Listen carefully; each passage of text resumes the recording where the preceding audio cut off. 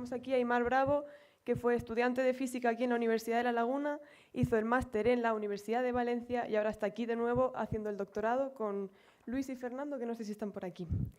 Now we have a student presentation of Imar Bravo, who is here to explain us, to help us to understand the string theory. Un fuerte aplauso para él.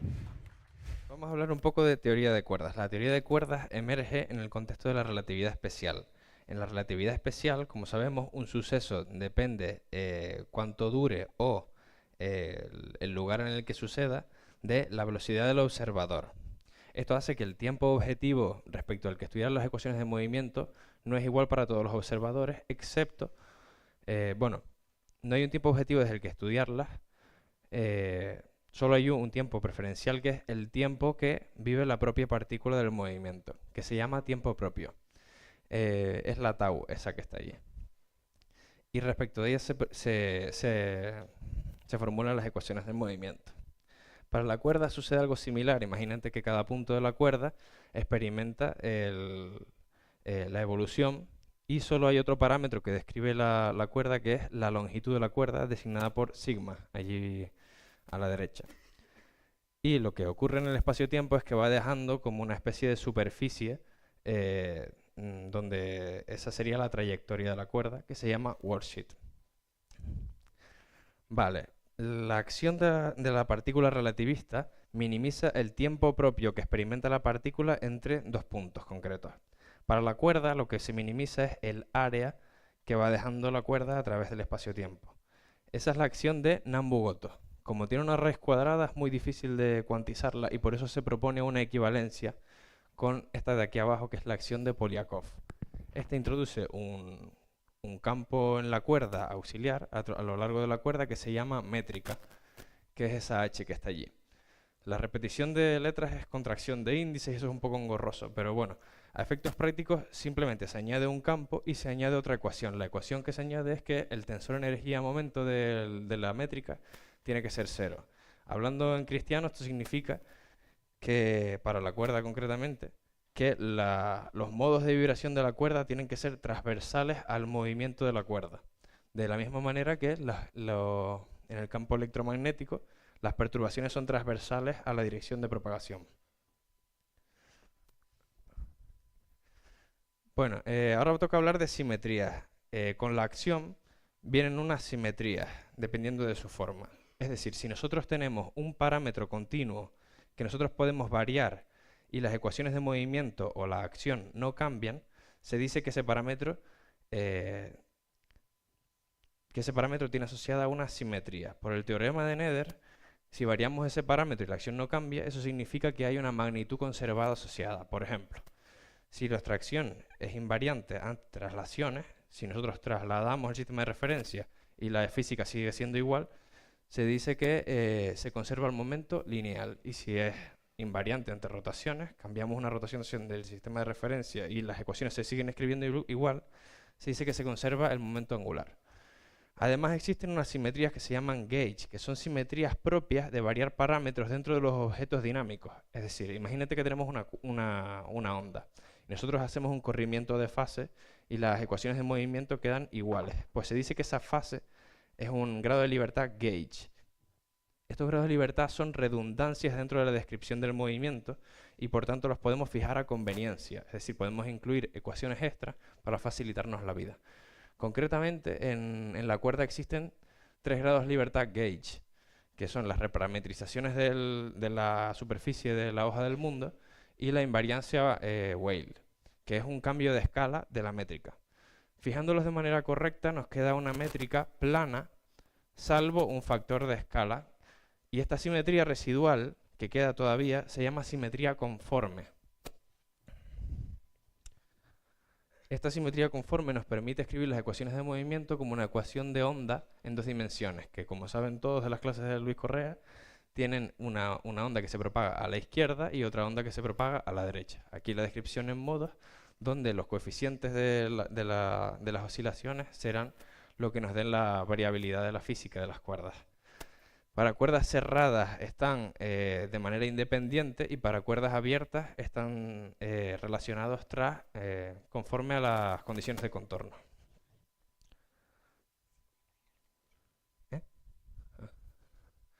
Vale. Bueno, hablábamos antes de que existen unas libertades de variar parámetros. Esos parámetros se relacionan entre sí a través de lo que se llama un grupo de simetría. Y ese grupo de simetría viene descrito a través de las relaciones de conmutación, en este caso de los corchetes de Poisson, y cuando cuantizamos de los conmutadores, de las magnitudes conservadas. En este caso, bueno, y estas relaciones de conmutación se les llama álgebra del grupo. Entonces, si nosotros vemos las magnitudes conservadas de los grados de libertad de la simetría conforme, entonces vemos que obedecen a esta relación de conmutación. Las magnitudes conservadas son especialmente buenas a la hora de cuantizar porque conmutan con el hamiltoniano, pero no todas ellas sobreviven al proceso de cuantización. Es el caso de la simetría conforme, en el que el álgebra adquiere un término extra que rompe la estructura de grupo, que se llama término anómalo. Este término anómalo hace que a nivel cuántico no se conserve la simetría conforme, que era esta invariante de escala. Y para recuperarla es necesario fijar el número de dimensiones a 26. Vale, esto sería un problema para cualquiera, pero ocurre que cuando cuantizamos el espectro de la cuerda, es decir, el operador masa, que a nivel que es un observable relativista, pues lo cuantizamos y queda en función de los operadores número de ocupación de los estados oscilatorios de cada modo de la cuerda. Cada llenado de esos estados, digamos que conforma una partícula distinta. En el caso de los estados de la cuerda, estas son, bueno, son representaciones del grupo de Poincaré y del grupo conforme, y viene descrito por dos números, que es las ocupaciones y el momento, y el spin. Entonces, ocurre que el estado mínimo es un taquión, tiene masa al cuadrado negativa, masa imaginaria, por lo tanto viaja más rápido que la luz y por tanto puede viajar al pasado. Eso es un problema, pero el primer estado excitado con masa cero para las cuerdas abiertas es un bosón gauge, tipo fotón, y para la cuerda cerrada es un gravitón. ¿Cómo sabemos esto? Pues porque si llenamos el espacio de un mar de estos gravitones, la cuerda que viaje por ese espacio obedece las ecuaciones de la relatividad general.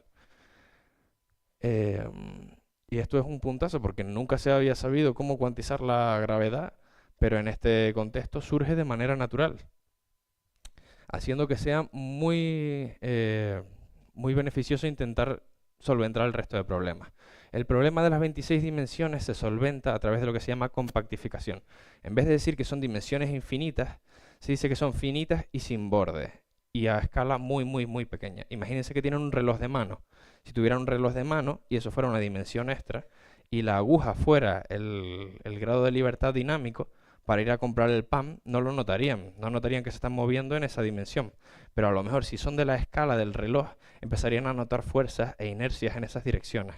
Es lo que le pasa a la cuerda. El espectro de masas de la cuerda, que define el tipo de partículas que pueden aparecer en la teoría, viene afectado por cómo compactificamos esas dimensiones extras, apareciendo términos como el número de veces que se enrolla o el momento que tiene la cuerda en esas direcciones, además del radio. Los problemas que nos quedan por solventar son los taquiones, que son un problemón, y la ausencia de fermiones. La respuesta a estas dos cuestiones es la supersimetría. La supersimetría parte de añadir un campo fermiónico a la worldsheet, a la superficie de la cuerda. ¿Esto qué significa? Un campo fermiónico simplemente es decir, hay un vector complejo de dos dimensiones que se añade a cada punto de la longitud de la cuerda, y además este vector es un espinor. ¿Qué significa eso? Que transforma de manera coherente cuando yo hago un cambio de sistema de referencia. Es decir, si hago una rotación, el espinor hace una cosa acorde. Y si hago una traslación, el espinor hace una cosa acorde. Además, para comportarse bien en el espacio-tiempo, estos espinores tienen lo que se llama una quiralidad. En dos dimensiones, propagarse a la izquierda significa girar así. Y digamos que esto es el giro negativo. Y girar a la derecha significa girar así, y este es el giro positivo. Vale. Ok, entonces habíamos dicho, bueno, ahora cuando cuantizamos bueno, espérate. Y además la supersimetría es lo que mezcla estos dos sectores, el sector bosónico y el sector fermiónico. Entonces el contenido cuántico de la cuerda bosónica tendrá un contenido unívocamente definido de la cuerda fermiónica, es decir, cada partícula tendrá su supercompañero. Y además se reduce la dimensión crítica para eliminar la anomalía conforme a 10 dimensiones. Vale.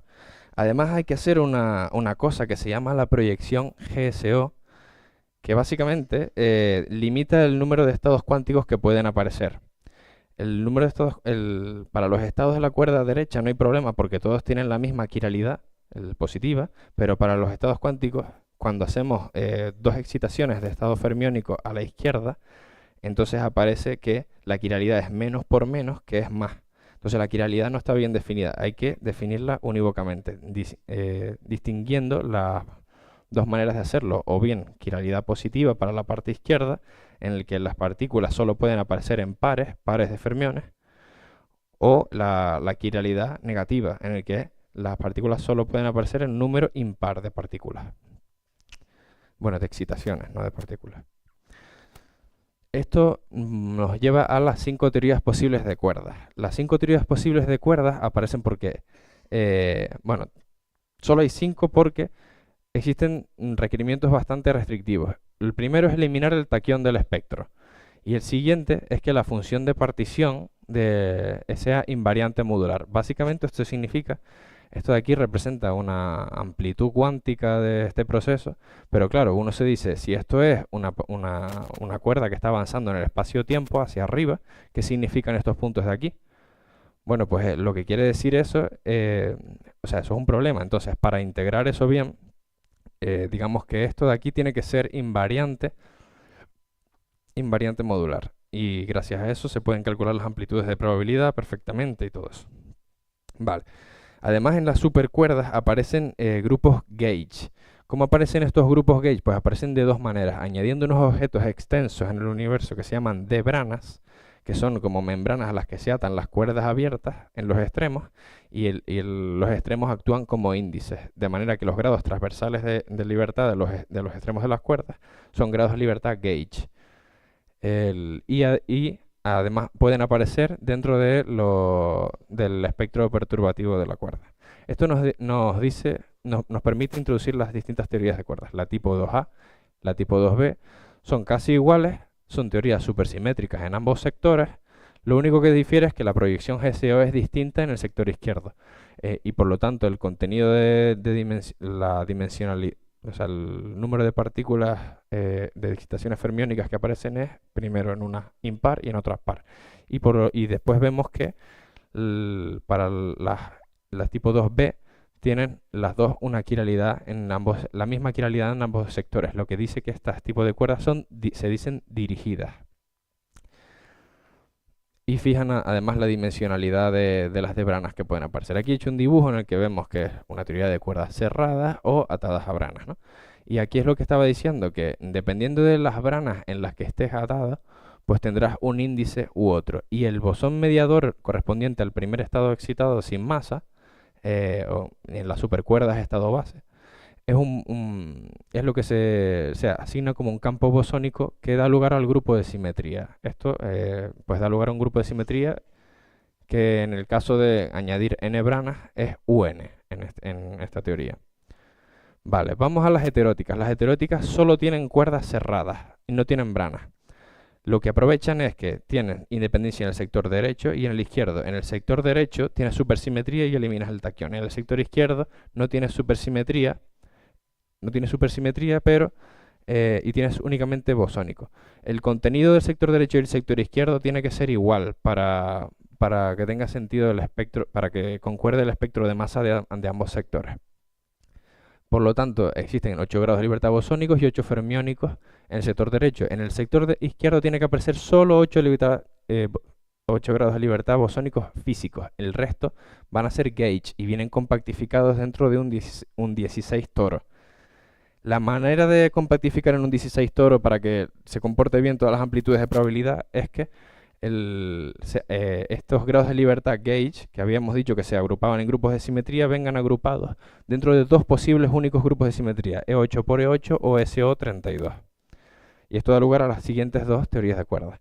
Y la última, que es la tipo 1, parte de la tipo 2b, en el que había una quiralidad definida, eran cuerdas orientadas, pero ahora vamos más allá. Los estados cuánticos tienen que ser simétricos ante las excitaciones en R y en L. Es decir, no es posible hacer estados antisimétricos a partir de excitaciones en ambos sectores. Esto tiene unos problemas asociados, que es que se necesitan 32, nada más ni nada menos, de 9 branas para compensar unas cargas que aparecen aquí. Y esas 32 de 9 branas, pues cada cuerda abierta se ata a 2 de ellas, ¿no? Y además, como es dirigida, si intercambiamos la cuerda a la que está atada, cambia el signo. Eso dice que el bosón sin masa tiene esta estructura, esta propiedad, que designa el grupo de simetría SO32. Y muchas gracias.